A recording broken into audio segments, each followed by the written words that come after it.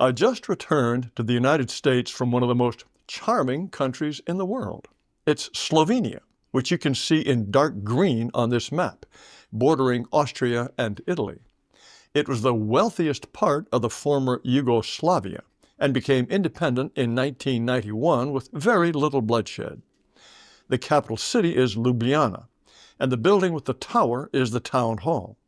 Note several things: the open-air restaurants and cafes typical of the city, and the bicycles. Cars are banned from the old city center, so it is thronged with pedestrians and cyclists. Something else you can see in this picture too is that everyone is white. And even in the capital, where there would be the most immigrants, the sight of a non-white is so unusual it's jarring. And practically no one is fat. Here is a closer look at the triple bridge in the foreground, which is part of the Slovenian architect Jože Pešnik's master plan for the city. Ljubljana is filled with graceful buildings, like the university, which I walked by in the evening.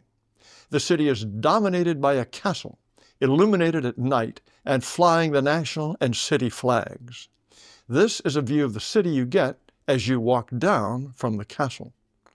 A statue of Slovenia's most famous poet, France Prešeren, stands in a square, and in the building facing him, his muse and the object of his love gazes back at him from the building in which she lived.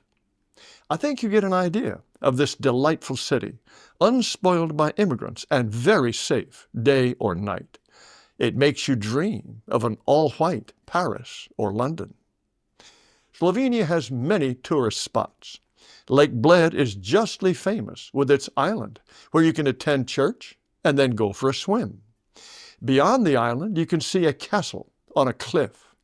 Here is a closer view of the castle, first fortified in the early 11th century, with the Julian Alps in the background. This is the view from the other side of Bled Castle, away from the lake, and here is an idea of its architecture. One of the most interesting buildings I've ever seen, Prešerna Castle, is built into a cave. It dates to the 13th century, but was destroyed by war and earthquakes, and the current building dates from the 16th century. Inside, you can see how the castle walls hug the cave. Deeper into the mountain, there is a final redoubt with an escape passage that leads to a secret exit on the crest of the mountain. At the top of the picture, you can see a system that collects the steady trickle of water from the surface and sends it through channels carved into the cave walls down to rooms in the castle. This feeds running water to the kitchen sink, and the drain hole just runs out down the side of the castle. Geraniums in the window box over the sink are a nice touch, unlike the torture chamber deep inside the cave, with a dummy hanging from ropes on the right and various instruments of persuasion on the left. Just a short drive away is the Postojna Cave, which makes Luray Caverns in Virginia look small.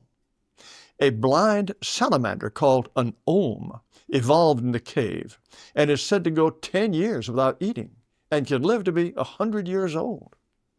Slovenia is a Catholic country with lovely churches around every corner. This is the interior of St. Martin's Parish Church, a stone's throw from Lake Bled. Just across the border into Croatia is the city of Rijeka, which was known as Fiume when the Italians ran it. I walked by this building, now the governor's palace and city museum, from which Gabriel D'Annunzio gave one of his famous balcony speeches during his short-lived takeover of the city. Here he is, with a cane surrounded by legionnaires in 1919. Everywhere there are friendly white people. I had several long talks with Slovenian comrades who are vividly aware of the importance of keeping their country European. I gave an interview to members of Tradition Against Tyranny in what may be my first appearance with Slovenian subtitles. With a per capita GDP of more than $32,000, Slovenians have the means to travel to Western Europe and see how immigration has disfigured what were once great and beautiful cities. I wish them every success in keeping their lovely country as the eternal homeland for their people. In the meantime, it's a delightful place to visit and a reminder of what we once had.